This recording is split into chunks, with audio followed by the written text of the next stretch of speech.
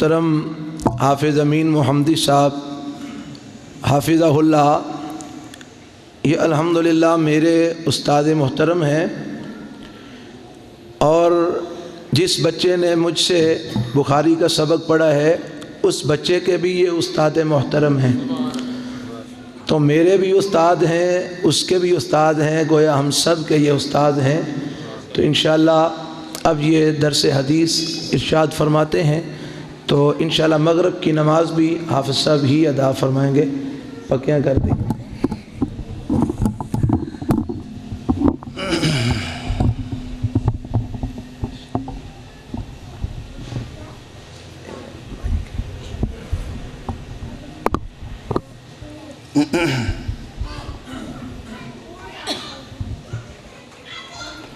السلام علیکم ورحمۃ اللہ۔ السلام علیکم ورحمۃ اللہ۔ السلام علیکم ورحمۃ اللہ۔ الحمد للہ نحمده ونستعینه ونستغفره ونعوذ باللہ من شرور انفسنا وسیئات اعمالنا، من يهد الله فلا مضل له ومن يضلل فلا هادي له، وأشهد أن لا إله إلا الله وحده لا شريك له، وأشهد أن محمدًا عبده ورسوله صلى الله عليه وسلم، أرسله بالحق بشيرا ونذيرا بين يدي الساعة، من يطع الله ورسوله فقد رشد ومن يعص الله ورسوله فقد غوى، فإنه لا يضر إلا نفسه ولا يضر الله شيئا، ونسأل الله تعالى ربنا أن يجعلنا ممن يطيعه ويطيع رسوله، آمين، ويتبع رضوانه ويجتنب سخطه فإنما نحن به وله، آمين۔ أما بعد فإن خير الحديث كتاب الله، وخير الهدي هدي محمد صلى الله عليه وسلم، وشر الأمور محدثاتها، وكل محدثة بدعة، وكل بدعة ضلالة، وكل ضلالة في النار۔ أعوذ بالله السميع العليم وبوجهه الكريم وسلطانه القديم من الشيطان الرجيم، من همزه ونفخه ونفثه، بسم الله الرحمن الرحيم۔ يا أيها الناس اتقوا ربكم الذي خلقكم من نفس واحدة وخلق منها زوجها وبث منهما رجالا كثيرا ونساء، واتقوا الله الذي تساءلون به والأرحام، إن الله كان عليكم رقيبا۔ يا أيها الذين آمنوا اتقوا الله حق تقاته ولا تموتن إلا وأنتم مسلمون۔ يا أيها الذين آمنوا اتقوا الله وقولوا قولا سديدا يصلح لكم أعمالكم ويغفر لكم ذنوبكم، ومن يطع الله ورسوله فقد فاز فوزا عظيما۔ باب قول الله ونضع الموازين القسط ليوم القيامة وأن أعمال بني آدم وقولهم يوزن۔ وقال مجاهد القسطاس العدل بالرومية، ويقال القسط مصدر المقسط وهو العادل، وأما القاسط فهو الجائر. حدثنا أحمد بن أشكاب قال حدثنا محمد بن فضيل عن عمارة بن القعقاع عن أبي زرعة عن أبي هريرة رضي الله عنه قال قال النبي صلى الله عليه وسلم: كلمتان حبيبتان إلى الرحمن خفيفتان على اللسان ثقيلتان في الميزان سبحان الله وبحمده سبحان اللہ العظیم. محترم بزرگوں اور عزیز بھائیوں، مجھ سے قبل آپ جانتے ہیں کہ ہمارے عزیز بھائی جناب پروفیسر حافظ عبدالستار حامد صاحب افتتاحی کلمات و ارشادات پیش فرما رہے تھے، اور انہوں نے واقعتاً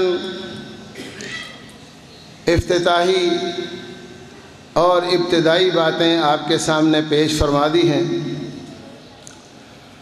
اب میں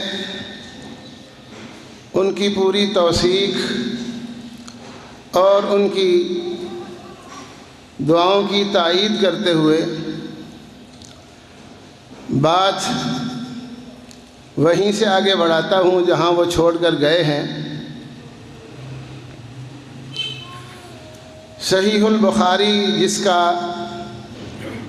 ابتدائی تعارف انہوں نے پیش فرمایا اور آپ بخوبی سمجھ چکے ہیں، ہر دور میں اسی عالم و محدث کو سب سے بڑا اور ماہر محدث کہا جاتا ہے جو صحیح البخاری پڑھانے میں سعادت و مہارت رکھتا ہو.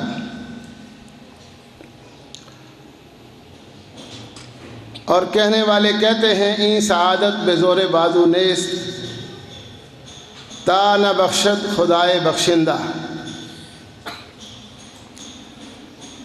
کہنے والے یہ بھی کہتے ہیں: ہر پھول کی قسمت میں کہاں ناز عروساں، کچھ پھول تو کھلتے ہیں مزاروں کے لیے. انسان اللہ تعالیٰ کی تمام مخلوقات میں سے اس کے ارشاد و بیان کے مطابق سب سے اعلیٰ ہے، مگر صرف انسان ہونا کوئی کمال نہیں ہے. بعض انسان اس دنیا میں ایسے بھی ہیں جنہیں میری اور آپ کی رائے نہیں، خالق کائنات رب ارض و سما بھی انسان نہیں مانتے.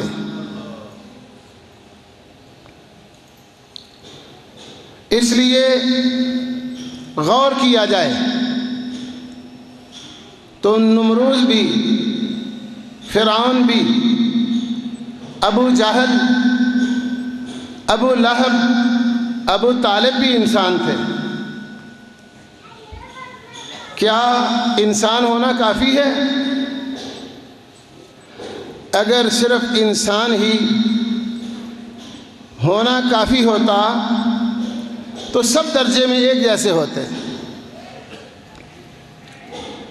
لیکن ایک انسان وہ ہے جو مسجد حرام تعمیر کرتا ہے اور حاجیوں کی خدمت کرتا ہے اور سب کچھ کرنے کے باوجود محروم رہتا ہے. اور ایک انسان وہ ہے جو صرف کتے کو پانی پلاتا ہے، اس کو جنت مل جاتی ہے. اس لیے صرف انسان ہونا کافی نہیں، صاحب ایمان ہونا ضروری ہے. اور اگر اہل ایمان کو دیکھا جائے، اللہ ہمیں اس پر استقامت و استقلال نصیب فرمائے، تو سارے ہی جنتی ہیں.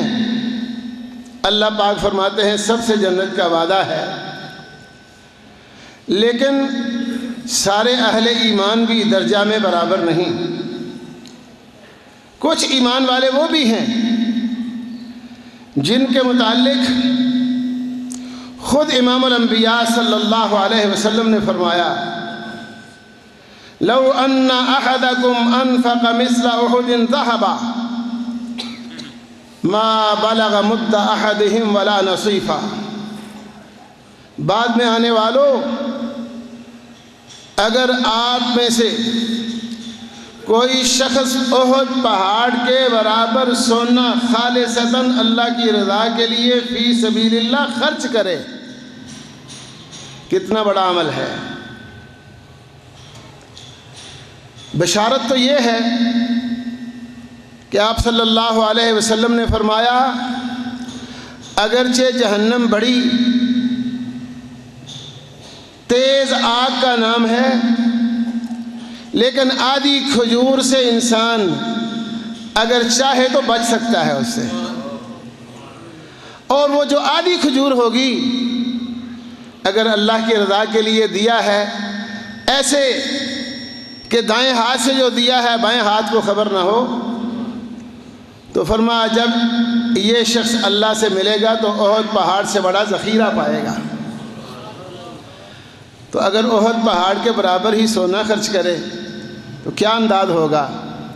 لیکن فرمایا بعد میں آنے والوں، آپ میں سے اگر کوئی احد پہاڑ کے برابر سونا بھی خرچ کرے، میرے صحابہ میں سے کسی ایک کے ایک مٹھی جو خرچ کرنے پر اللہ نے خوش ہو کر جو اس کو عطا کرنا ہے وہ نہیں پا سکتا۔ ارشاد ربانی ہے، یرفع اللہ الذین آمنوا منکم والذین اوتوا العلم درجات۔ اس میں کوئی شک نہیں کہ انسان کے متعلق بھی خبر یہی ہے، والتین والزیتون وطور سینین وهذا البلد الامین لقد خلقنا الانسان فی احسن تقویم۔ لیکن ان انسانوں میں سے اگر کوئی اونچا اعلیٰ عرفہ و بالا مقام پا سکتا ہے تو وہ ایمان کی بنیاد پر، اور اگر ایمان والوں میں سے کوئی بلند و بالا ہو سکتا ہے تو وہ علم کی بنیاد پر۔ علم کون سا بلا، ماشاءاللہ آج کل بڑا عام ہے، یونیورسٹیاں ہیں، کالجز ہیں، تعلیمی ادارے ہیں، پرائیویٹ بھی سرکاری بھی، اور مارا مار کوشش ہو رہی ہے۔ ہر ماں باپ اپنی اولاد کے متعلق صبح اٹھتے ہی نہ چاہنے کے باوجود اسے اولاد کے لیے جلدی اٹھنا پڑتا ہے، اولاد کو سکول بھیجنا ہوتا ہے، پھر آگے پھر سو جائیں اگرچہ، لیکن اللہ اکبر، اس علم سے مراد کون سا علم ہے؟ وہ نہیں جس کے لیے ہم مارے مارے پھر رہے ہیں، وہ علم جو اللہ کی طرف سے بطور امانت امام الانبیاء کے سپرد کیا گیا، اور آپ صلی اللہ علیہ وسلم کے ذریعہ محفوظ کر کے رہتی دنیا تک کے لیے اسے ذخیرہ کر دیا گیا۔ اسے کتنے امتیاز حاصل ہیں، انشاءاللہ اگر وقت ہوا تو بات کریں گے، لیکن ابھی میں یہ بات کر رہا تھا کہ صحیح بخاری کے ہی ایک ماہر عالم محدث حضرت شیخ ابو زید مروزی رحمہ اللہ کا بیان ہے کہ بین انا نائم بین الرکن والمقام، ایک دفعہ کی بات ہے کہ میں حجر اسود اور مقام ابراہیم کے درمیان لیٹا ہوا تھا، سویا ہوا تھا، کہ اچانک مجھے خواب آیا، کیا دیکھتا ہوں کہ میرے سامنے سرور کائنات امام الانبیاء حضرت محمد مصطفیٰ صلی اللہ علیہ وسلم تشریف فرما ہے۔ آپ میرے سامنے جلوہ گر ہیں، جلوہ افروز ہیں۔ اللہ اکبر، کیسی قسمت ہے، خوش نصیبی ہے، نیک بختی ہے۔ میں نے پہلے بھی عرض کیا، این سعادت بے زور بازو نیست۔ بعض لوگ کہیں گے یہ صحیح البخاری کا درس ہے، خواب شروع کر دیا انہوں نے۔ اللہ اکبر! میں نے کوئی افسانہ نہیں سنانا، میں نے جو حقیقت ہے اس پہ بات کرنی ہے۔ اور جیسے لوگوں کا خواب میں بیان کرنا چاہتا ہوں، ان کے خواب کی سچائی اور حقانیت کی توثیق امام الانبیاء صلی اللہ علیہ وسلم نے خود فرمائی ہے۔ 3 قسم کے خواب ہوتے ہیں۔ ہمارے پاس اکثر لوگوں کے رابطے ہوتے ہیں فون پر یا ویسے بھی خواب کی تعبیر پوچھتے ہیں، تو اکثر لوگوں کے خواب وہی ہوتے ہیں جو ان کے خیالات، تصورات، عقائد، نظریات اور ماحول میں ہونے والے حالات ہوتے ہیں۔ امام الانبیاء صلی اللہ علیہ وسلم نے فرمایا 3 قسم کے خواب ہوتے ہیں۔ انسان کے خیالات و حالات یہ خواب بن جاتے ہیں۔ اسی طرح کچھ ڈراؤنے خواب ہوتے ہیں جو شیطانی اثرات ہوتے ہیں، اور کچھ ہوتے ہیں خواب بشارت والے۔ نبی اکرم صلی اللہ علیہ وسلم نے فرمایا تھا سلسلہ نبوت و رسالت ختم ہو گیا، لم یبقى من المبشرات الا الرؤیا الصالحہ۔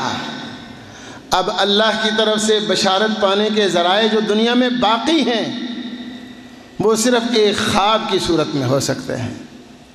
اور آپ نے فرمایا ایک مومن صاحب ایمان کا خواب نبوت کے 46 حصوں میں سے ایک حصہ ہے۔ اس کی توثیق اللہ پاک بھی فرماتے ہیں، لیکن پہلے بات سن لیں۔ آپ کہیں گے بات تو سنائی نہیں، ادھر ادھر کی بات شروع ہو گئی۔ وہ کہتے ہیں میرے سامنے امام الانبیاء حضرت محمد مصطفیٰ احمد مجتبیٰ صلی اللہ علیہ وسلم جلوہ افروز ہیں۔ ابتدائی بات چیت کے بعد آپ کہتے ہیں بھئی آپ کو کیا ہے؟ جی فرمائیں کیا بات ہے کہ آپ میری کتاب نہیں پڑھتے، لوگوں کی کتابیں پڑھتے ہیں؟ کیا فرمایا؟ مالک تدرس کتاب الشافعی ولا تدرس کتاب۔ اب میری کتابیں نہیں پڑھتے، میری کتاب نہیں پڑھتے، لوگوں کی کتابیں پڑھتے ہیں۔ تو میں نے فوراً سوال کیا یا رسول اللہ صلی اللہ علیہ وسلم وما کتابک؟ اے امام الانبیاء ہمیں تو علم نہیں تھا، آپ بتا دیں تاکہ ہم وہ بھی پڑھ سکیں۔ آپ صلی اللہ علیہ وسلم نے فرمایا جامع محمد بن اسماعیل، یہ جو امام محمد بن اسماعیل بخاری کی کتاب الجامع الصحیح ہے وہ میری کتاب ہے۔ اب پہلے اس خواب کے متعلق اللہ کی تائید دیکھیں۔ اللہ پاک کیا فرماتے ہیں؟ الا ان اولیاء اللہ، الا، توجہ سے سنیں، جب الا ہونا اس کا مطلب ہے ذرا دھیان کریں، خبردار، ہوشیار، ادھر ادھر نہیں، اب ہماری بات کی طرف دیکھیں۔ الا ان اولیاء اللہ لا خوف علیہم ولا هم يحزنون الذین آمنوا وكانوا يتقون لهم البشرى في الحیاة الدنیا وفي الآخرة لا تبدیل لکلمات اللہ ذالک هو الفوز العظیم۔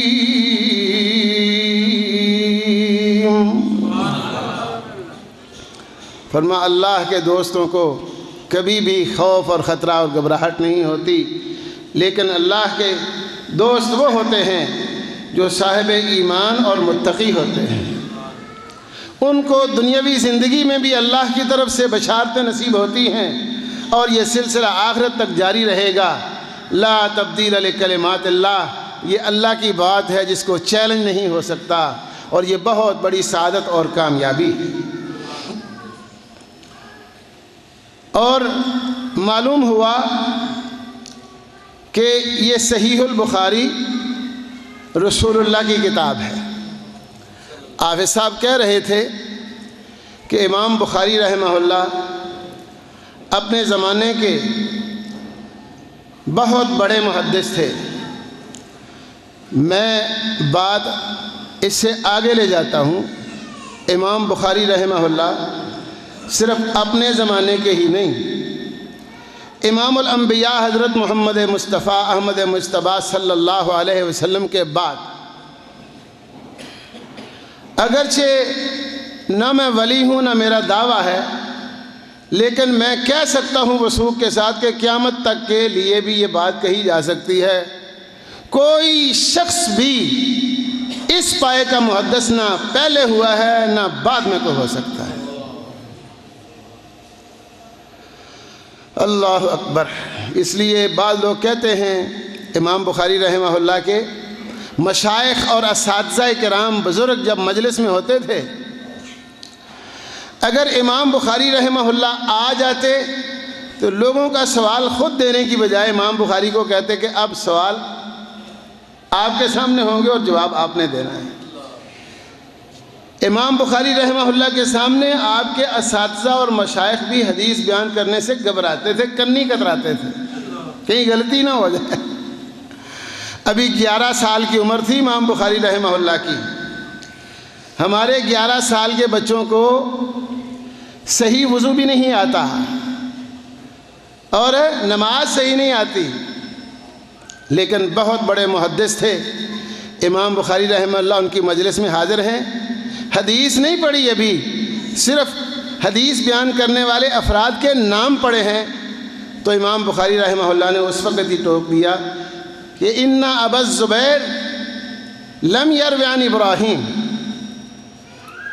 استاد محترم، آپ نے سلسلہ سند بیان کرتے ہوئے یہ بتایا ہے کہ ایک ابو زبیر نام کے راوی نے حضرت ابراہیم نام کے راوی سے ایک حدیث بیان کی ہے، جبکہ میرے علم کے مطابق پوری دنیا میں اگر ساری احادیث کے تمام راویوں کو چیک کر لیا جائے تو کسی ایک جگہ پر بھی ابو زبیر ابراہیم سے بیان کرنے والا راوی نہیں ہے۔ کیا خیال ہے؟ چھوٹی بات ہے جی؟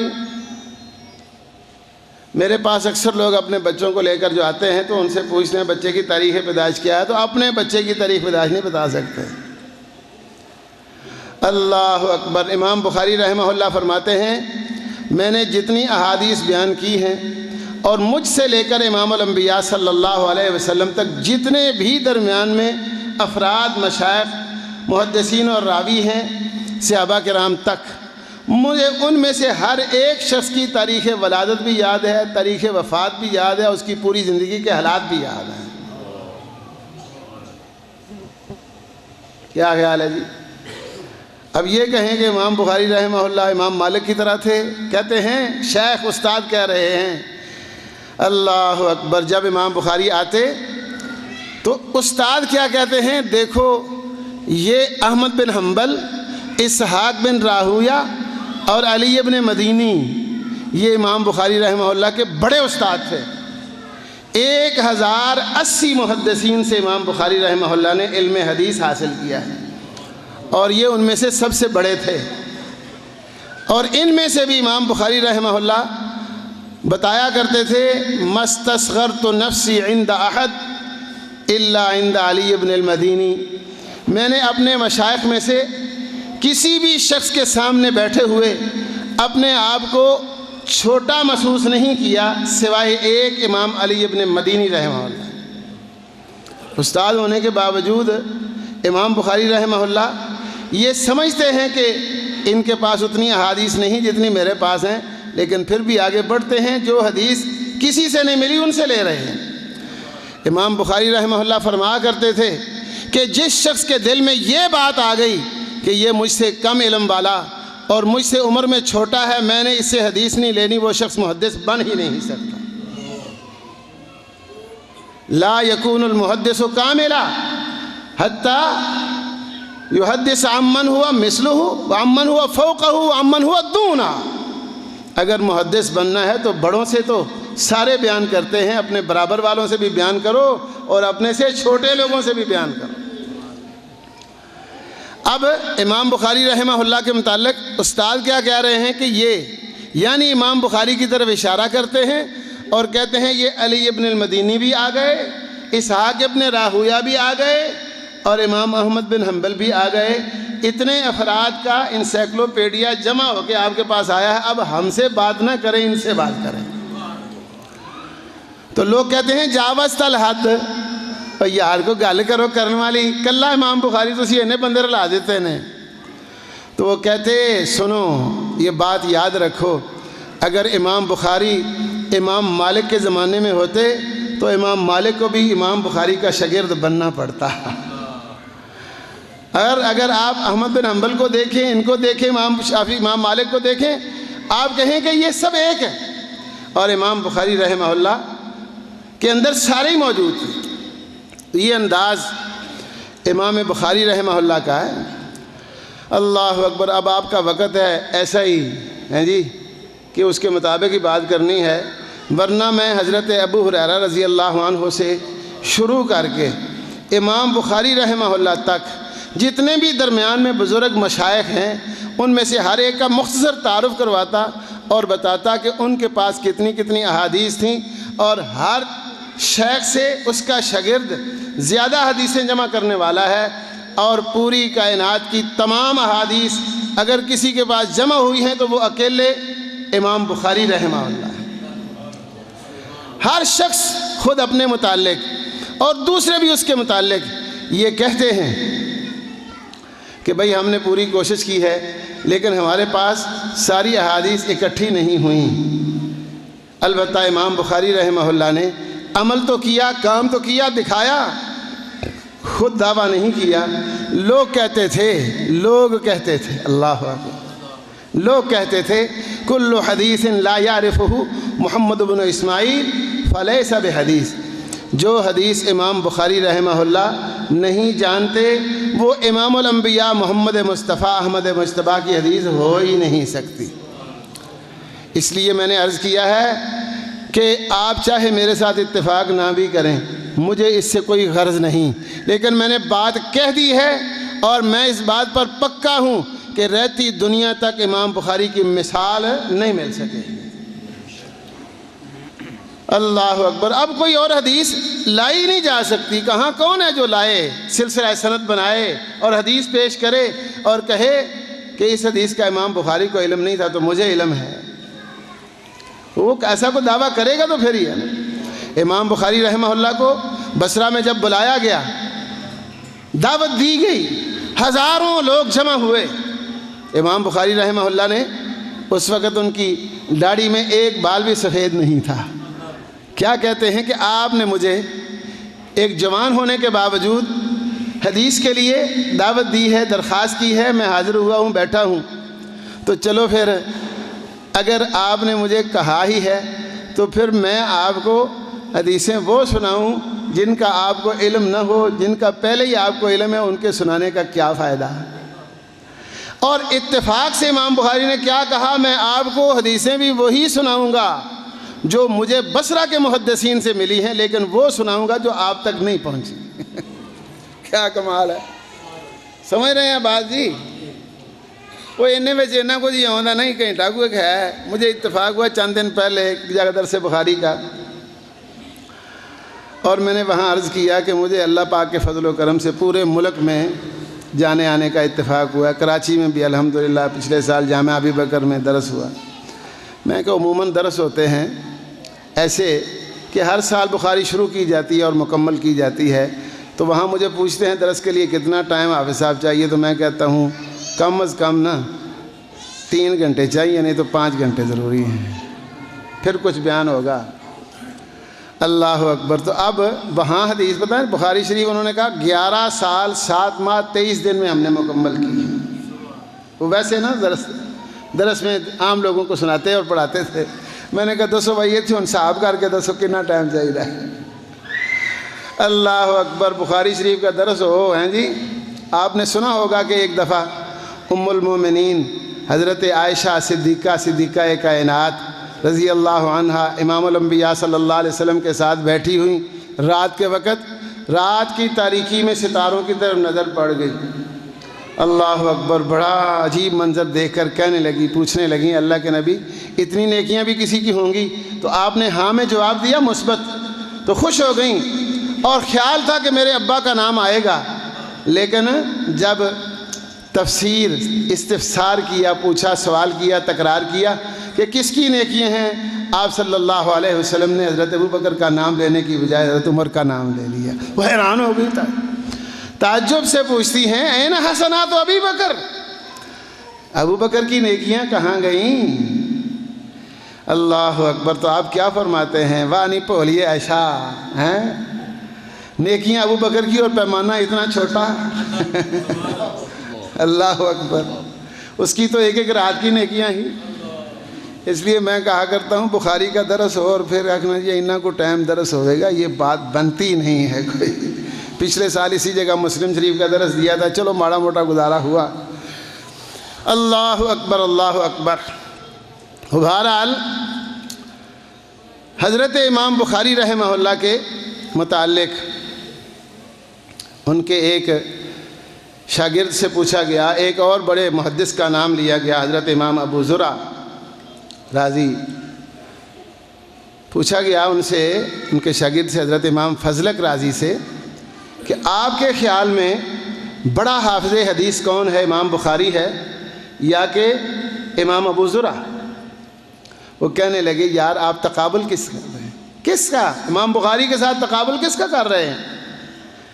کہتے ہیں ایک دفعہ ایک سفر میں پورا دن میں نے اس خواہش میں کوشش کی کہ امام بخاری کے سامنے کوئی ایسی حدیث پیش کر سکوں جس کے متعلق امام بخاری یہ کہیں کہ اس کو میں نہیں جانتا، لیکن سارا دن میں ادھر ادھر سے چکر لا لگو کے کوشش میں جاری رہا، لیکن کامیاب نہیں ہو سکا کوئی ایسی حدیث پیش کرنے میں جسے امام بخاری نہ جانتے ہوں۔ جبکہ ابو زرع کے سر کے بالوں کے برابر میں نے حدیثیں ایسی پیش کی ہیں جنہیں وہ جانتے ہی نہیں۔ آپ تقابل کس کا کر رہے ہیں؟ اس لیے یہ سعادت اللہ تعالیٰ کی طرف سے ملتی ہے۔ اگرچہ یہ بات بھی ہے، لوگ کہتے ہیں من جد وجد ومن قرع الباب ولج ولج، کچھ نہ کچھ انسان کی محنت کا بھی دخل ہوتا ہے۔ حضرت امام بخاری رحمہ اللہ تو یوں محسوس ہوتا ہے جیسے پیدا ہی اس کام کے لیے ہوئے تھے۔ والد محترم نے ان کی والدہ کو جو خوراک مہیا کی تھی اس میں ایک درہم بھی حرام کا نہیں تھا۔ اللہ اکبر۔ اور آج کیا حال ہوتا ہے؟ سجے کھبے ذرا اپنی اپنی کمائی کا حساب کر کے دیکھیں، کوئی کس حد تک کامیاب ہے۔ اللہ اکبر، اللہ اکبر۔ اس لیے پھر وہی بات ہے، این سعادت بزور بازو نیس، تانہ بخشت خدائے بخشندہ۔ لیکن اپنا انداز دیکھیں، بعض لوگوں نے لکھا ہے کہ حضرت امام محمد بن حسن شیبانی نے امام بخاری رحمہ اللہ کو کہا کہ آپ حدیث پڑھیں۔ کس لیے بھلا کہا؟ کہ امام بخاری رحمہ اللہ کا انداز یہ تھا کہ جب بھی کوئی بات ہوتی تو سوال کرتے کیا دلیل ہے۔ یہی تو اصل بات ہے نا امتیاز کی، ہاتھو من کتاب اللہ اور من سنت رسول اللہ۔ تو امام بخاری رحمہ اللہ کو جب انہوں نے دیکھا کہ اے دے اگے ساڑی دال نہیں گل دی، بھئی اس کی دال کیا گلے، وہ بہت بڑے محدث حضرت امام داخلی رحمہ اللہ، ان کا میں واقعہ سنایا آپ، جب محدثین کی بات نہیں ہوتی، اور وہاں امام داخلی نے کیا کہا؟ امام داخلی نے پہلے تو ڈانٹا کہ چھوٹا سا تو ہے، باتیں کیا کر رہا ہے، محدثین کے ساتھ الجھ رہا ہے۔ انہوں نے کہا اگر آپ کے پاس کوئی تحریری صورت میں کتابچہ موجود ہے تو آپ اس کو پڑھیں۔ اپنے گھر گئے، جا کر دیکھا، پڑھ کے آئے، پھر بتایا نہیں کہ صحیح کہا یا غلط کہا، پھر پوچھا کیف ہوا یا غلام، اگر آپ یہ سمجھتے ہیں کہ جو میں نے بیان کیا وہ غلط ہے تو صحیح کیسے ہے؟ تو انہوں نے پھر بتایا سفیان عن الزبیر وهو ابن عدی عن ابراہیم، کہ حضرت سفیان زبیر بن عدی سے بیان کرتے ہیں اور زبیر بن عدی ابراہیم سے بیان کرتے ہیں، ابو زبیر نہیں۔ اللہ اکبر، اللہ اکبر۔ تو بہرحال جناب امام بخاری رحمہ اللہ نے پوری دنیا سے تمام احادیث جمع کر کے ان میں سے 2513 احادیث کا خلاصہ مرتب کیا ہے، جو صحیح البخاری کی صورت میں آپ کے پاس موجود ہے، اور 2513 احادیث میں سے امام بخاری رحمہ اللہ نے 4000 مسائل پیش کیے ہیں، اور 4000 مسائل آپ ذرا اپنی زندگی پر غور کر لیں کہ آپ کو جو شخص 20 سال 30 سال 25 سال 40 سال 60 سال 50 سال یا 70 سال اس سے زیادہ عمر والا ہے، اسے اپنی زندگی میں کتنے مسائل پیش آئے ہیں؟ دس سکتے ہو؟ 10 ہوں گے، 15 ہوں گے، 20 ہوں گے، 30 ہوں گے، 40 ہوں گے، 50 ہوں گے، کیا خیال ہے؟ لیکن امام بخاری رحمہ اللہ نے 4000 مسائل پر ڈسکس کی ہے، اور یہ وہی ہیں جو اس انسان کو پیدا ہونے کے بعد فوت ہونے سے پہلے پہلے پیش آنے والے ہیں۔ اور سب سے بنیادی بات یہ ہے کہ امام بخاری رحمہ اللہ نے جس نقطہ اور موضوع پر بھی اختلاف ہے اسے ڈسکس کر کے اختلاف ختم کرنے کا پورا مضبوط بنیادی محل قائم کر دیا ہے۔ گنجائش نہیں ہے اختلاف کی، کیونکہ اختلاف کئی قسم کے ہوتے ہیں، لیکن دینی اختلاف جو ہے نا، یہ بہت بڑی نقصان والی بات ہے۔ پہلے انبیاء کرام کی امتوں میں جب اختلاف ظاہر ہوا، اللہ نے ان کی نبوت ختم کر دی، نیا پیغمبر بھیج دیا، جب اس میں اختلاف آیا ختم کر دیا۔ اب امام الانبیاء حضرت محمد مصطفیٰ احمد مصطفیٰ صلی اللہ علیہ وسلم کی امت میں بھی اختلاف ہے بھی، اور آپ نے امکان کی طرف بھی اشارہ کیا تھا، لیکن اختلاف پر اڑے رہنے کی کوئی گنجائش نہیں ہے۔ جس میں قرآن مجید ہو، صحیح بخاری جیسی کتاب ہو، اس امت کے اندر اختلاف کی کوئی گنجائش نہیں ہے۔ بعض لوگ یہ سمجھتے ہیں یہ اختلاف ختم نہیں ہو سکتے، کیوں جی؟ بعض لوگ کیا کہتے ہیں، بھئی اختلاف جو ہیں یہ تو شروع سے آئے ہیں، چلتے رہیں گے ہیں اور ختم نہیں ہو سکتے۔ لیکن حقیقت بات کیا ہے؟ کئی لوگ کہتے ہیں صحابہ کرام میں بھی اختلاف موجود ہے، حالانکہ صحابہ کرام رضوان اللہ علیہم اجمعین یا ان کے شاگردوں میں سے کسی میں بھی کوئی اختلاف، یا ان ادوار میں جنہیں رسول اللہ صلی اللہ علیہ وسلم نے سب سے بہتر کہا، اپنے زمانے کو، اس کے بعد صحابہ کے زمانے کو، پھر تابعین کے زمانے کو، ان میں کوئی اختلاف، کوئی لڑائی، کوئی جھگڑا، کوئی دھڑے بندی ایسی نہیں تھی جیسی آج کل لوگوں نے قائم کر رکھی ہے۔ اس لیے امام بخاری رحمہ اللہ کے زمانہ سے پہلے واقعتاً اختلافات رونما ہو چکے تھے، ظاہر ہو چکے تھے، اور اس کی ایک لمبی فہرست ہے۔ اگر اس فہرست کو ہی آپ کے سامنے رکھیں تو اس کے لیے بھی تقریباً 1 گھنٹہ درکار ہوگا، لیکن میں نے جب کہہ دیا کہ 4000 مسائل پر امام بخاری رحمہ اللہ نے یہاں بحث کی ہے، جبکہ آپ یہ مان رہے ہیں، سمجھ رہے ہیں کہ اتنے مسائل ہمیں زندگی میں پیش نہیں آتے۔ اللہ اکبر۔ اور کمال یہ ہے کہ جس مسئلے پر بھی بات کی ہے، یا قرآن مجید سے دلیل پیش کی ہے یا حدیث مصطفیٰ سے دلیل پیش، اللہ پاک کے دستور کو سامنے رکھا ہے۔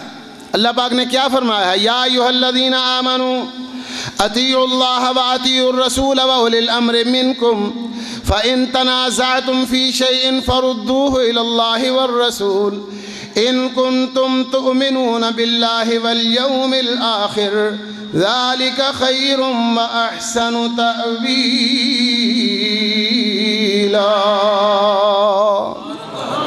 ایمان والو، اللہ کی اطاعت کرو، اللہ کے پیغمبر کی اطاعت کرو، اور بڑوں کی بات مانو۔ اللہ اور اس کے رسول کے ساتھ اختلاف نہیں ہو سکتا، لیکن بڑوں سے اختلاف ہو جاتا ہے کبھی۔ آپ اپنے گھریلو مسائل میں بھی دیکھ لیں، باپ بیٹے کا اختلاف ہو جاتا ہے، اور کئی دفعہ بیٹا ٹھیک کہتا ہے، باپ کی بات میں غلطی ہوتی ہے، اور اگر باپ کی بات ٹھیک بھی ہو، کئی دفعہ بیوقوف بیٹے کو سمجھ نہیں آتی، آپس میں اختلاف ہو جاتا ہے۔ اختلاف بڑوں سے ہو سکتا ہے، لیکن جہاں اختلاف ہو وہاں کیا کرنا ہے آپ نے؟ کیا اختلاف بڑھانا ہے؟ اختلاف پہ اڑ جانا ہے؟ اختلاف پہ جم جانا ہے؟ چل ابا تیرا ٹائم سی تو اپنا نبایا، ہن ساڈا ٹائم ہے اسی اپنا نبھاواں گے، کیوں؟ ایسے سبق دیتے ہیں نا۔ کیا خیال ہے؟ اب ہن تو سبق ادوں ہی لنگ گئے ہیں۔ پہلے ہم نے دیکھا جب یہ ٹی وی ایجاد ہوا، ڈرامے لگتے تھے، تو وہاں یہ ڈرامہ ہوتا تھا کہ منڈے نوں روکدا پیا پیو پہ باجے نہیں بجانے. ہن تو گل ہی کوئی نہیں نا, انہوں نے باجے بجاؤ. کیوں جی؟ اللہ اکبر. بیٹا کہتا ہے میں نے بینڈ بجانا ہے اور ابا کہتا ہے نہیں بجانا. اخیر گل کی مکی, انہیں کہا ابا جو تیرا ویاہ سی تو اپنی مرضی کی تھی, ہن میرا ویاہ میں اپنی مرضی کر. سبق کیا دے رہے ہیں کہ باجے بجانے ہیں. اللہ اکبر. اختلاف ہو جاتا ہے. کیا فرمایا ان تنازعتم فی شیء, اگر آپ کا اختلاف ہو جاتا ہے کسی بھی بات میں, بڑوں کے ساتھ, کسی کے ساتھ, اللہ اور اس کے رسول کے علاوہ ہر ایک سے ہو سکتا ہے. حضرت عمر بن خطاب رضی اللہ عنہ جانتے ہیں نبی اکرم صلی اللہ علیہ وسلم کے وہ صحابی ہیں جن کے متعلق آپ نے بتایا تھا کہ ہم جہاں بھی رہیں گے اکٹھے ہی رہیں گے. آپ نے فرمایا تھا کہ میری امت میں اگر کوئی محدث ہے, یعنی پیغمبر نہ ہونے کے باوجود اللہ سے باتیں ہوں, تو وہ عمر ہے جس سے ہوتی ہیں. یہی وجہ ہے کہ باتیں جو عمر کرتا ہے اللہ کی طرف سے وہی آ جاتی ہیں. اللہ اکبر. لیکن حضرت عمر رضی اللہ عنہ بھی ساری زندگی یہی کہتے رہے کہ اگر کسی شخص پر غسل فرض ہو, پانی نہ ملے تو وہ تیمم کر کے نماز نہیں پڑھ سکتا. وہ جب تک پانی نہیں ملتا غسل نہیں کر لیتا, چاہے مہینہ گزر جائے وہ نماز نہیں پڑھ سکتا. حضرت عمر رضی اللہ عنہ کے اس فتوے کے ساتھ صحابہ کرام میں سے صرف ایک حضرت عبداللہ بن مسعود رضی اللہ عنہ نے اتفاق کیا ہے. باقی تمام ہزاروں صحابہ, بلکہ لاکھوں صحابہ ہیں, کسی نے اتفاق نہیں کیا, اور ان کے شاگردوں میں سے کسی نے بھی نہیں مانا. کیا آپ سمجھتے ہیں کہ یہ ٹھیک فتویٰ ہے؟ جب حضرت عمر کے متعلق نبی پاک صلی اللہ علیہ وسلم نے یہ باتیں کہی ہیں بشارت کے انداز میں جو میں نے آپ کو سنائی, لیکن اختلاف کیا ہے سارے صحابہ کرام نے ان کے ساتھ, اور ان کے شاگردوں نے بھی ان کے ساتھ کیا. چاروں امام ہیں, امام ابو حنیفہ, امام مالک, امام شافعی, امام احمد بن حنبل, اور تمام محدثین, انہوں نے حضرت عمر رضی اللہ عنہ کے اس فتویٰ کے ساتھ اختلاف کیا ہے, اتفاق نہیں کیا. اس کے معلوم کیا ہوا کہ اختلاف کسی سے بھی ہو سکتا ہے. حضرت ابو بکر صدیق رضی اللہ عنہ ایک دن نبی پاک صلی اللہ علیہ وسلم کی مجلس میں ہیں, ایک شخص نے خواب بیان کیا جی تعبیر پوچھنے کے لیے. حضرت ابو بکر صدیق کہنے لگے اللہ کے نبی آپ ہمیشہ تعبیر بیان کرتے ہیں, ہم بھی سنتے رہتے ہیں, تو ہن اسی بھی کچھ ہو گئے ہیں, آپ مجھے اجازت دیں اس کی تعبیر میں بیان کروں. آپ نے فرمایا اعبر, آپ بیان کریں جی. حضرت ابو بکر صدیق رضی اللہ عنہ نے تعبیر بیان کی, پھر کہنے لگے اللہ کے نبی ذرا مجھے بتا دو میں نے درست بیان کی ہے یا غلط بیان کی ہے. تو نبی اکرم صلی اللہ علیہ وسلم کیا فرماتے ہیں, اصبت بعضم واخطأت بعضا. ابو بکر ان تو پوچھ ہی لے آئے تو گل پوری نہیں بنی. کیا خیال ہے؟ اختلاف ان سے کیا محمد مصطفیٰ صلی اللہ علیہ وسلم نے. کیا صحابہ کرام نے اتفاق کر لیا ان سے؟ اگر حضرت ابو بکر صدیق اور عمر فاروق امتیازی مقام رکھنے کے باوجود اس مقام پر فائز نہیں ہوئے کہ ان سے اختلاف نہ کیا جا سکے, تو امت میں اور کون ان سے بڑا ہے جن سے اختلاف کی گنجائش نہ ہو؟ وہ صرف کائنات میں ایک ہی ہستی ہے. حضرت امام مالک رحمہ اللہ کو اللہ پاک نے سعادت بخشی. 70 سال کے قریب انہوں نے مدینہ یونیورسٹی, اس وقت کی اب بڑی یونیورسٹی سمجھی جاتی ہے, اس وقت کی مدینہ یونیورسٹی کے چانسلر حضرت امام مالک 70 سال مسجد نبی میں اللہ تعالیٰ نے ان کو حدیث پڑھانے کا مقام اور شرف نصیب فرمایا ہے. اور جب کبھی بات کرتے تھے تو روضہ رسول کی طرف متوجہ ہو جاتے, ایسے ہی دائیں جانب محراب میں بیٹھے ہوئے شخص کے سامنے دائیں جانب, تو کہتے ہیں کائنات کے ہر شخص کی بات قبول بھی ہو سکتی ہے, رد بھی کی جا سکتی ہے, سوائے اس قبر والے کی بات کے. اس کو رد نہیں کیا جا سکتا.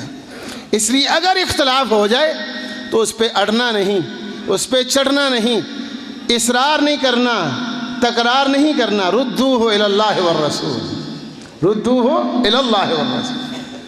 بس یہی فرق ہے. کئی لوگ جو ہے نا بڑے عجیب ہیں. ایک مجلس میں بیٹھے ہوئے ایک مسئلہ پوچھا گیا. علماء کرام تھے, بہت زیادہ بڑے بڑے علماء کرام. اللہ اکبر. اس وقت یہ مجلس عمل متحدہ مجلس عمل بنی ہوئی تھی, اس کے لیڈر پھر سارے اکٹھے ہوتے تھے ماشاءاللہ. تو ایک لیڈر کے ہی نا گھر میں شادی تھی, اس نے سارے علماء کو بلایا, دیوبندی بھی, بریلوی بھی, اہل حدیث بھی, بڑے بھی, وہ لاہور سے بھی, ادھر ضلع سے بھی اور شہر سے بھی. وہ اتفاق سے انہوں نے مجھے کہا جی آپ نے نکاح پڑھانا ہے. میں بھی گیا ہوا تھا. وہ ایک مسئلے پر بات ہو گئی. مسئلہ یہ تھا کہ اگر کوئی شخص سنتیں پڑھ رہا ہے تو اڈیا سے بھی نہ ہی ہونا, میں مننا تو ہمیں کوئی نہیں, ویسے میں بات کر دیتا تھا. اگر کوئی شخص سنتیں پڑھ رہا ہو, جماعت کھڑی ہو جائے تو اسے کیا کرنا چاہیے؟ تو بھی ماشاءاللہ تو سارے ہی مفتی ہوئے اس مسئلے سے نا, سارے ہی مفتی. اللہ اکبر. جماعت کھڑی ہو جائے, ایک شخص نماز پڑھ رہا ہے, سنتیں ادا کر رہا ہے کہ جماعت کھڑی ہو گئی تو وہ کیا کرے؟ چونکہ سوال مجھ سے تھا, میاں جمیل صاحب ہیں ہماری جماعت کے مرکزی ناظم اعلیٰ رہے ہیں, وہ تھے, انہوں نے سوال کیا نہیں, پھر بانی صاحب بھی ساتھ بیٹھے تھے. تو چونکہ سوال مجھ سے تھا اس لیے میں نے جواب دیا. میں نے جواب دیا کیا کہ اگر اس شخص نے ایک رکعت پڑھ لی ہو تو پھر دوسری رکعت ساتھ مکمل کرے, نماز نہ توڑے, کیونکہ نماز توڑنے کی اجازت بھی نہیں ہے اور نہ کوئی حکم ہے. نماز نماز ہے, اللہ سے ملاقات ہے. نماز کی ایک رکعت اگر مکمل کر لی ہے تو دوسری رکعت شامل کریں, اور اگر ایک رکعت ابھی نہیں پڑھی, نماز شروع کی ہے, جماعت کھڑی ہو گئی ہے, تو پھر چونکہ وہ ابھی نماز ہوئی نہیں, ایک رکعت مکمل ہو تو وہ نماز ہوتی ہے, اسے چھوڑ دیں اور جماعت کے ساتھ شامل ہو جائیں. اب انہوں نے سمجھا یہ تو نئی بات ہے, ہم تو لوگوں کو یہی کہتے رہے کہ تروڑ دے ہندیو ہی نہیں, تروڑ دو چھتی کرو, تروڑ دو. کیوں جی؟ وہ ہونی ہی نہیں. جدوں نبی پاک نے فرمایا اور کوئی نماز ہوندی ہی نہیں. اذا اقیمت الصلاۃ فلا صلاۃ الا المکتوبہ. نبی پاک نے فرما دیا ہے کہ جب آپ نماز اقامت ہو جائے تو پھر کوئی نماز نہیں ہو. اب ہونی نہیں تو پھر پڑھنے کی کیا ضرورت ہے؟ پھر توڑ دے. یہ اجتہاد کی بات ہے, توڑ دے. ہونی نہیں تو توڑ دے. اللہ اکبر. انہیں تو پتہ نہیں ہونی کہ نہیں ہونی, لیکن توڑنے سے ہو جائے گی. کیسی عجیب بات ہے. اللہ اکبر. مجھے کہنے لگے حافظ صاحب آپ نے تو بڑی عجیب بات کر دی ہے, ہم نے تو کسی عالم سے کبھی یہ نہیں سنا کہ وہ کہے سنتا پڑھتا رہے پاویں اگوں جماعت جاندی رہے. میں نے کہا میں نے یہ نہیں کہا جماعت جاندی رہے پھر بھی پڑھتے رہو, یہ میں نے نہیں کہا. اور یہ بات یاد رکھو, میں نے یہ کہا ہے کہ اگر اقامت ہو جائے, ایک رکعت مکمل کر چکا ہے تو پھر ایک رکعت اور پڑھ لے, سلام پھیر کے ان کے ساتھ شامل ہو جائے. ایڈی چھیتی نہیں جماعت جاندی کدھر ہے. کیا خیال ہے؟ ہاں اکیلا نماز پڑھنے والا تو جلدی پڑھ لیتا ہے اور اس کے ساتھ شامل ہو جائے. کہنے لگے جی اس کی دلیل دیں. میں نے کہا دلیل میں دے دیتا ہوں. دلیل کیا ہے؟ نبی اکرم صلی اللہ علیہ وسلم نے فرمایا ہے جب سورج طلوع ہو رہا ہو نماز نہ پڑھیں, جب سورج غروب ہو رہا ہو نماز نہ پڑھیں. کیا خیال ہے؟ یہ حدیث سننی ہے آپ نے. لیکن نبی اکرم صلی اللہ علیہ وسلم نے فرمایا ہے کہ جو شخص فجر کی نماز کی ایک رکعت سورج طلوع ہونے سے پہلے پڑھ چکے وہ نماز نہ توڑے, وہ اپنی نماز مکمل کرے چاہے سورج طلوع ہو رہا ہو. اسی طرح جو شخص عصر کی نماز کی ایک رکعت سورج غروب ہونے سے پہلے پڑھ لیتا ہے وہ 3 رکعتیں باقی مکمل کرے, نماز نہ توڑے. وہ کہنے لگے لے جی دلیل کتوں کاٹ لی تو. میں نے کہا میں نے آپ کو حدیث سنائی ہے جس وقت جماعت کھڑی ہو الگ نماز پڑھنا منع ہے, ٹھیک ہے. اسی طرح سورج طلوع ہو رہا ہو تو نماز پڑھنا منع ہے, سورج غروب ہو رہا ہو تو نماز پڑھنا منع ہے. اس کا مطلب یہ ہے کہ یہ اوقات ممنوع ہیں, لیکن ممنوع ہونے کا مطلب یہ ہے کہ ان اوقات میں نماز شروع کرنا جائز نہیں. اگر کوئی پہلے سے انسان نماز پڑھ رہا ہے اور ایک رکعت مکمل پڑھ چکا ہے تو وہ اپنی نماز مکمل کر سکتا ہے. جس طرح اس ممنوع وقت میں مکمل کرنا جائز ہے اسی طرح اس ممنوع وقت میں بھی مکمل کرنا جائز ہے. بات آپ کی سمجھ میں آئی ہے؟ مجھے منو تو بھاویں نہ منو, میں یہ نہیں کہوں گا کہ آپ ضرور مانیں میری بات, لیکن میں نے یہ دلیل دی الحمدللہ اکثر تو وہ خاموش ہو گئے، کچھ نے تکرار کیا، میں نے اس کا جواب دیا۔ حنفی علماء کرام پیچھے بیٹھے تھے، وہ بھی بڑے دھیان نال سنتے سن، مجھے نہیں پتا تھا کہ وہ بھی سن رہے ہیں۔ تو وہ میاں جمیل صاحب کہنے لگے حافظ صاحب یہ تو آپ نے قیاس سے ہی سہارا لیا ہے نا۔ میں نے کہا بھئی اس ٹائم بھی نماز منع ہے، اس ٹائم بھی نماز منع ہے، ٹھیک ہے۔ تو نبی پاک صلی اللہ علیہ وسلم نے ممنوع وقت میں نماز مکمل کرنے کی اجازت دی ہے، تو میں نے بھی یہی کام کیا ہے۔ یہ قیاس مع الفارق کے قیاس پر کون سی ایسی بے بنیاد قیاس ہے؟ قیاس بھی تو ٹھیک ہے، نبی اکرم صلی اللہ علیہ وسلم بھی ایسا کر لیتے تھے۔ ایک دفعہ ایک آدمی آپ صلی اللہ علیہ وسلم کی مجلس میں حاضر ہوئے، صحابی تھے، کہنے لگے اللہ کے نبی اپنا منڈا بھی نال چکیا ہونا، آندھنے آئی دے الوین دے پہ کالا بتاؤں کتوں آ گیا ہے، میں دیکھو کتنا خوبصورت ہوں، سفید رنگ، خوبصورت چہرہ میرا، اے کالا سیاہ۔ تو یہ اللہ کے نبی کیا مسئلہ ہے یہ، اے تے میری بیوی نے اسے جنا ہے کالا سیاہ ہے، تے میرا تے دل نہیں مطمئن ہوتا ہے۔ آپ صلی اللہ علیہ وسلم نے پوچھا کہ کیوں جی میں گورا مائی کالا ہے؟ نبی اکرم صلی اللہ علیہ وسلم نے فرمایا کہ تیرے پاس اونٹ ہیں، اکثر لوگوں کے پاس اونٹ ہوتے تھے، تیرے پاس اونٹ ہیں؟ کہنے لگے جی ہیں۔ فرمایا ان کا کیا رنگ ہے؟ کہنے لگے جی سرخ ہیں۔ کہ ان میں کوئی کالا بھی ہے؟ جی ہے۔ وہ باہروں لے آندے کہ وچوں ہی آیا ہے؟ نہیں آیا تو وچوں ہی ہے۔ نبی پاک صلی اللہ علیہ وسلم نے فرمایا کہ وہ پھر ان میں سے کیسے آ گیا؟ کہنے لگا جی ہو سکتا ہے کہ وہ اوپر والے کسی بڑے کے اوپر چلا گیا ہو، تو میں تیرا وڈا کونی سے تو اگے ہمیں درویش آدمی، اگر وہ بڑے کی طرف جا سکتا ہے تو تیرے بڑے کی طرف یہ نہیں جا سکتا۔ آپ صلی اللہ علیہ وسلم نے اجازت نہیں دی۔ نبی پاک نے فرمایا کہ نہیں ایسے میرا فرق ہونا نہیں، بندے دے اٹھتا دے فرق ہی بڑا ہے۔ کیا خیال ہے جی؟ انسانوں میں مسلمانوں میں تو نکاح ہوتے ہیں جبکہ اونٹوں کی شادیاں نہیں ہوتی، لیکن نبی اکرم صلی اللہ علیہ وسلم نے اس کے سامنے بات کی ہے، وہ اس پر مطمئن ہو گیا اور خوش ہو گیا۔ میں تسی مولوی ہو تسی نہیں مطمئن ہوتے پائے، چپ کر گیا مولوی، سمجھ گئے؟ لیکن اس کے باوجود میں نے کہا اگر میری بات سمجھ نہیں نہ آئی بعد میں پوچھ لینا مجھ سے، مطلب ہمیں کوئی ترجمہ پہ کرو۔ اتفاق سے میرے پاس پڑھنے والے بھی کئی علماء کرام یہاں موجود ہیں، ان کو پتہ ہے جی کہ میں یہ کہتا ہوں میری بات کی سمجھ آ گئی تو آگے کرنا، نہیں تو پہلے سمجھنا پھر آگے کرنا۔ اب جو بات بتانا چاہتا تھا آپ کو وہ یہ ہے کہ حنفی علماء کرام نے جب یہ باتیں سنی ہماری تو کہنے لگے حافظ صاحب دھیان کرو ادھر، اج تسی قیاس دے قائل ہو گئے ہو، قیاس منن لگ پئے ہو تسی، قیاس دے تے قائل اسی ہاں، تسی تے قیاس منتے ہی نہیں۔ اللہ اکبر۔ میں نے کہا حضرت صاحب میں تو خود قیاس کی بنیاد پر مسئلہ بتا رہا ہوں، آپ میرے متعلق کیسے کہہ سکتے ہیں کہ آپ قیاس کو مانتے نہیں ہیں؟ ہم قیاس کو حجت شرعی سمجھتے ہیں، قیاس تو کتاب اللہ پر ہوگا، محمد مصطفیٰ صلی اللہ علیہ وسلم کی سنت پر ہوگا۔ جب تک کتاب اللہ اور سنت رسول میں بنیاد نہیں ہوگی ہم اس پر قیاس نہیں کر سکتے۔ تو جس کی بنیاد کتاب اللہ میں موجود ہے، جس کی بنیاد سنت رسول اللہ میں موجود ہے، ہم اس کے اوپر قیاس کریں گے اور چلیں گے، آگے بڑھیں گے۔ کہنے لگا پھر ساڈا تہاڈا فرق کی ہویا؟ اللہ یہ جواب کی ہو سکتا بھلا دسو؟ ہاں جی اللہ اکبر۔ میں نے اس کا فوری جواب پتہ کیا دیا؟ میں نے کہا اگر فرق نہیں تو تسی حنفی کیوں ہو؟ تسی بھی اہل حدیث ہو جاؤ۔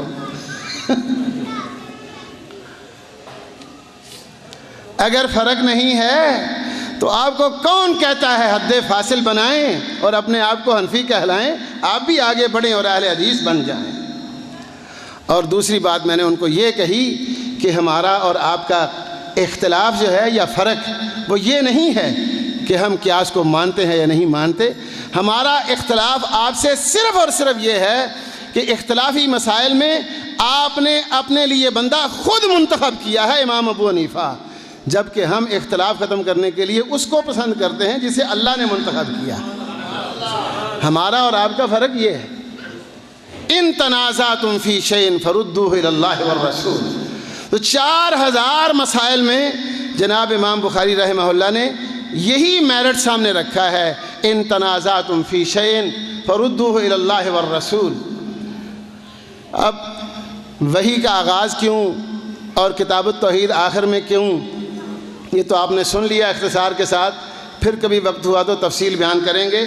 امام بخاری رحمہ اللہ نے اللہ اکبر اللہ اکبر سب سے آخر میں جو عنوان قائم کیا ہے وہ ہے باب قول اللہ ونضع الموازین القسط لیوم القیامہ۔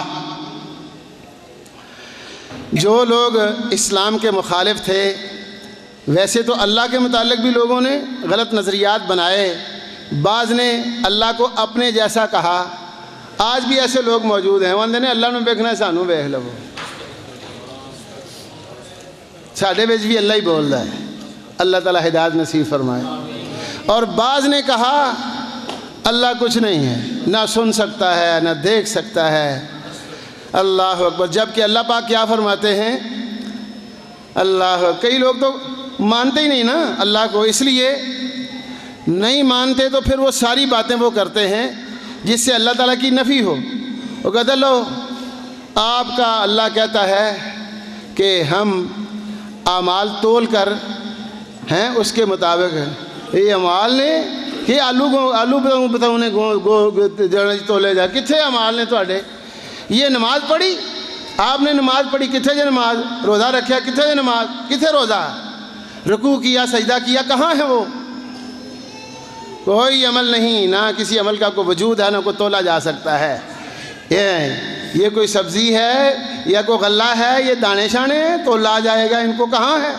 اور کئی لوگ اس سے جرت کرتے ہوئے آگے بڑھتے، اپنے آپ کو مسلمان کہلانے والے ایسے بھی ہیں جو بیوقوف پتہ کیا کہتے ہیں، کہتے ہیں نہ جا مسجد نہ کر سجدہ، نہ رکھ روزہ نہ مر بھوکا، شراب شوق پیتا جا، لا حول ولا قوت، لعنتی ہوئے گی، وضو کا توڑ دے کوزہ، کیا کہتا ہے، نہ جا مسجد نہ کر سجدہ، نہ رکھ روزہ نہ مر بھوکا، وضو کا توڑ دے کوزہ، شراب شوق پیتا جا، لا حول۔ وہ کہتا ہے میں شرابی۔ اس طرح کی دلیری آپ کے گھروں میں ہوتی ہے، اللہ اکبر۔ یہ جرت ہے اس بات پر کہ کوئی عمل نہیں، کوئی وجود نہیں، نہ اس کو وہ تو وزن کیا جائے گا نہ تولا جائے گا۔ اصل بات یہی ہے کہ انسان کمزور اپنی عقل کی بنیاد پہ سوچتا رہتا ہے اور اللہ سے بیگانہ اور محروم ہو گیا۔ کہتا جی نظر ہی کوئی نہیں آتا، اسی کی کریے۔ حضرت موسیٰ علیہ السلام سے بھی لوگوں نے یہی بات کی تھی، تیرا کیڑا رب ہے، آج تک نہ تو ویکھیا نہ کسی اور ویکھیا، میں رب رب رب رب رب کری آنا، بخا پہلا جے تے ساڈیاں نال ہویا ودیا تے من لاں گے، نہیں تے پھر انہاں دی گزارا کری ہونے، تیرے نو منن دی کی لوڑ ہے۔ حضرت موسیٰ بھی بزرگ آدمی ایسے ہی کھڑے پہ گئے، اللہ رب آرے نہیں انظر لے گیا، اللہ چلو انہاں دے سامنے نہیں تو میرے سامنے تے ہونا۔ اللہ نے کہا بادشاہ موسیٰ، میں اگر کسی کو اس دنیا میں نظر نہیں آتا تو یہ اس لیے کہ میں اپنے بندوں سے محبت کرتا ہوں، کہیں یہ تباہ و برباد اور ہلاک ہی نہ ہو جائیں۔ اللہ اکبر اللہ اکبر۔ تو اب میں یہ سمجھتا ہوں کہ بہت سی چیزیں ایسی بھی ہیں جنہیں انسان نہیں دیکھتا پھر بھی ان کو مانتا ہے۔ کیا خیال ہے؟ ہوا نو کدے ویکھیا جے؟ کیوں جی ہوا ویکھی جے؟ ہوا نہیں بھی نظر آتی، لیکن اپنا آپ دکھاتی ہے تو انسان مان جاتا کہ ہوا آئی ہے، گرم آئی ہے، ہن ٹھنڈی آئی ہے، اس طرح دی نہیں ہونی چاہیے، اس طرح دی ہونی چاہیے۔ کیا خیال ہے؟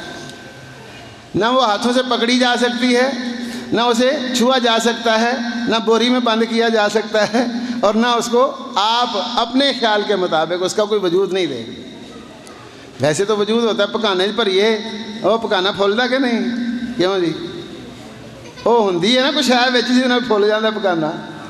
اللہ اکبر اللہ۔ اسی طرح گرمی کو سردی کو دیکھتے نہیں دیکھتے، سردی نظر نہیں آتی، گرمی نظر نہیں آتی، لیکن سارے لوگ ہی مانتے ہیں اس کو، گرمی کو بھی سردی کو بھی، اور اس کے اثرات دیکھتے ہوئے پھر انتظام کرتے ہیں۔ سردی ہو تو گرم لباس، گرمی ہو تو سرد لباس، ٹھنڈا لباس۔ تو کیا خالق کائنات، آسمان و زمین کو پیدا کرنے والا، پوری کائنات کا نظام چلانے والا، کیا خیال ہے؟ وہ نظر آئے گا تو اس کو مانیں گے۔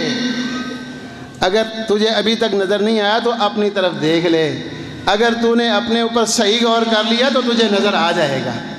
جو شخص اپنے آپ کو پہچان لیتا ہے وہ اپنے رب تعالیٰ کو بھی جان لیتا ہے۔ جو یہ کہتا ہے کہ مجھے ابھی نظر نہیں آیا، اس کا مطلب یہ ہے کہ اس کو اپنے آپ کو بھی پتہ نہیں۔ یہی وجہ ہے کہ بعض انسان اپنے آپ کو ایسے مقام پر لے آتے ہیں، اللہ اکبر، کہ اللہ پاک ان کو انسان نہیں مانتے۔ اللہ اب اللہ پاک نے کیا فرمایا؟ نہ صرف یہ کہ ہم خالق ہیں، ہم رازق ہیں، ہم مارنے والے، موت کو پیدا کرنے والے ہیں، بلکہ میں زندگی، آخرت کی زندگی پیدا کرنے والا، یعنی دوبارہ زندہ کرنے والا ہوں۔ لوگ 40 سال تک نبی پاک صلی اللہ علیہ وسلم کو جاننے والے کہہ رہے ہیں آپ جو بھی کہیں گے ہم سچ مانیں گے، لیکن جب آپ نے کہا کہ مرنے کے بعد زندہ ہوں گے، کہنے لگے لو جی نمی گل ویکھ لو۔ اس بات پر انہوں نے آپ کے ساتھ بھی اختلاف کیا، اور کیا کہتے ہیں؟ وقال الذین کفروا هل ندلکم علی رجل ينبئکم اذا مزقتم کل ممزق انکم لفی خلق جدید افترى علی اللہ کذبا ام بہ جنہ۔ اللہ، یہ پاگل ہے یا جھوٹی باتیں کر رہا ہے کہ جب ہم ریزہ ریزہ ہو جائیں گے پھر اللہ زندہ کر لے گا؟ وہ کون ہے ہمیں؟ من یحیی العظام وہی رمیم، کون زندہ کرے گا؟ ایک شخص بسیدہ ہڈی لے آیا، کون زندہ کرے گا؟ نبی پاک دے کر خاموش ہو گئے، لیکن غیرت والا اللہ بولتا ہے کیا؟ فرمایا اولم یر الانسان انا خلقناہ من نطفہ فاذا هو خصیم مبین وضرب لنا مثلا ونسی خلقہ قال من يحيي العظام وهي رميم قل يحييها الذي أنشأها أول مرة وهو بكل خلق عليم الذي جعل لكم من الشجر الأخضر نارا فإذا أنتم منه توقدون أوليس الذي خلق السماوات والأرض بقادر على أن يخلق مثلهم بلى وهو الخلاق العليم۔ انسان تو نے کبھی غور کیا جس چیز سے تو نے وجود لیا ہے، جس چیز سے تجھے ہم نے پیدا کیا ہے، وہ شے بھی انہیں گلاں کر سکتی تھی؟ کیوں جی؟ نطفہ سے پیدا ہوا ہے، باتیں کر سکتا ہے۔ اللہ اکبر۔ فرمایا میرے پیغمبر جواب ان کو آپ نے دینا ہے کہ انہیں زندہ وہی کرے گا جس نے پہلی مرتبہ پیدا کیا تھا، جس نے آسمان بنایا، جس نے زمین بنائی۔ کیا وہ یہ چھوٹا سا انسان نہیں پیدا کر سکتا؟ جبکہ پیدا تو پہلے کیا، اب زمین میں رکھ کر آتے ہیں، یہاں سے ہم اٹھا نہیں سکتے۔ جسے ہم نے بنا لیا اسے اٹھا نہیں سکتے، اٹھائیں گے بھی۔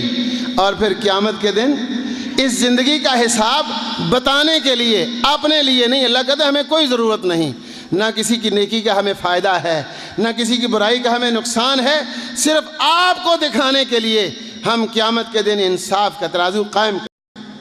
فَمَا وَنَضَعُ الْمَوَازِينَ الْقِسْطَ لِيَوْمِ الْقِيَامَةِ فَلَا تُظْلَمُ نَفْسٌ شَيْئًا وَإِنْ كَانَ مِثْقَالَ حَبَّةٍ مِّنْ خَرْدَلٍ أَتَيْنَا بِهَا وَكَفَى بِنَا حَاسِبِينَ۔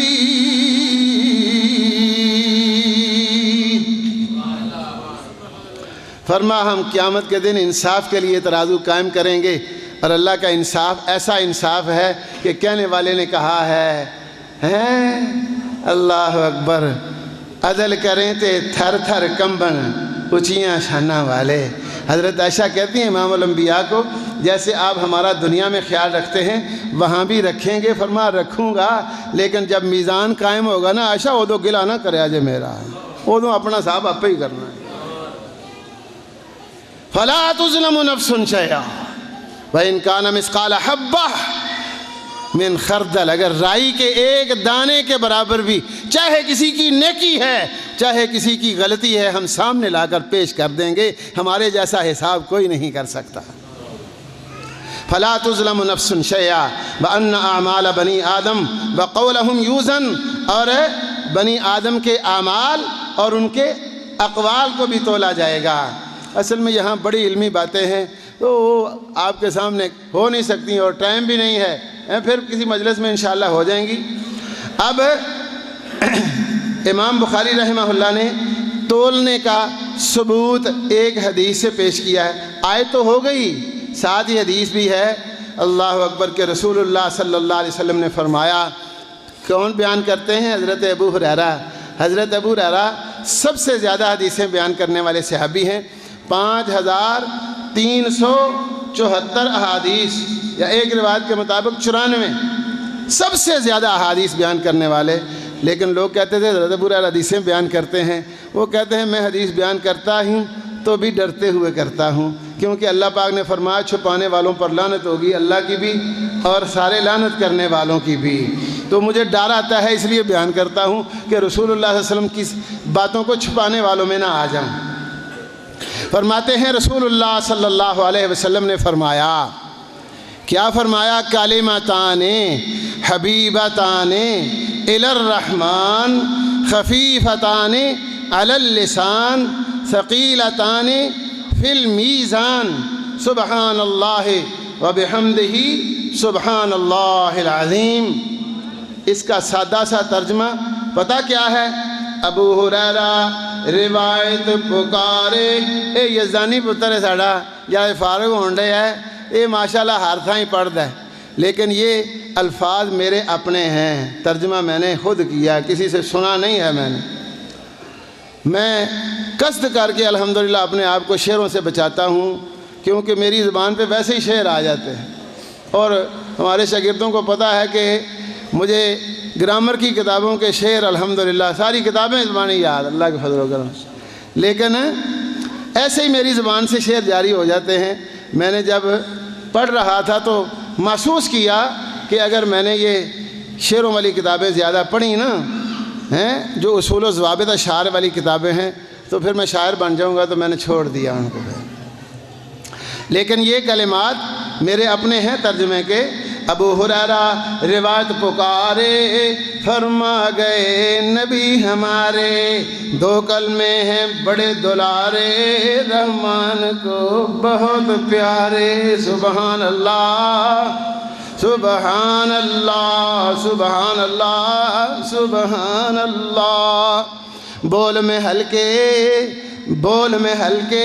تول میں بھارے، جو بھی چاہے بول پکارے. سبحان اللہ سبحان اللہ سبحان اللہ سبحان اللہ. پاک ہے ذات الہی، پاک ہے ذات، ترجمہ ہے سبحان اللہ، پاک ہے ذات الہی سب تعریفوں والی. پاک ہے ذات الہی شان و عظمت والی. سبحان اللہ سبحان اللہ سبحان اللہ سبحان اللہ.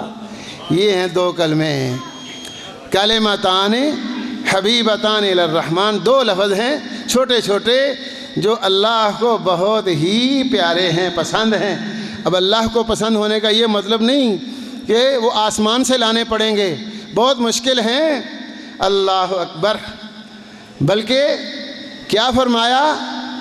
رحمان کو بہت پیارے ہیں تو وہ خفیفتان علی اللسان، زبان پہ بڑے ہلکے ہیں. اور زبان پہ ہلکے ہیں تو یہ نہ سمجھنا کہ تولنے میں ان کا وزن نہیں ہوگا، بلکہ ثقیلتان فی المیزان، ترازو میں، اللہ کے ترازو میں وہ بہت وزنی ہوں گے. کتنے وزنی ہوں گے؟ پوری کائنات کی ہر شے اللہ کے ترازو میں رکھیں، وہ ترازو نہیں بھرتا، لیکن سبحان اللہ الحمدللہ پڑھنے سے وہ ترازو فل ہو جاتا ہے، اس کے اجر و ثواب کے ذخیرے سے فل ہو جاتا ہے. اور یہ ایسے کلمے ہیں جو کائنات کی ہر مخلوق ادا کرتی ہے. سبحان اللہ و بحمدہ. اللہ پاک ہے، تعریفوں والا ہے، اللہ پاک ہے، شان والا ہے، عظمت والا ہے. فرشتے بھی یہ کلمات، اللہ کیوں جی، فرشتے بھی یہ کلمات، انسان بھی، جن بھی، حیوانات بھی، حتیٰ کہ جمادات بھی. اللہ پاک کیا فرماتے ہیں؟ تسبح لہ السماوات السبع والارض ومن فیہن وَإِن مِّن شَيْءٍ إِلَّا يُسَبِّحُ بِحَمْدِهِ وَلَٰكِن لَّا تَفْقَهُونَ تَسْبِيحَهُمْ. ساتوں آسمان، ساتوں زمینیں اور ان کی ہر مخلوق. کیا خیال ہے جی؟ پرندے بھی ہیں، درخت بھی، ہر شے کو اللہ تعالیٰ نے تسبیح سکھائی ہے اور وہ تسبیح پڑھتی ہے۔ میں نے حیرانگی کی بات سنی کہ ایک تبلیغی جماعت کا وفد ہے، مختلف مسجدوں میں چلے جاتے ہیں نا، صبح اٹھ کے نا رات کی روٹی پئی تھی، ایک امیر صاحب کہنے لگے یار یہ رات کی روٹی جو ہے نا، رات کی روٹی یہ پہلے کھا لو، یہ ساری رات اللہ کی تسبیح پڑھتی رہی ہے۔ تو میں نے کہا دسا وہ جڑا آٹا ہے وہ نہیں سی تسبیح پڑھتا، اللہ کی تسبیح تو ہر شے ہی پڑھتی ہے۔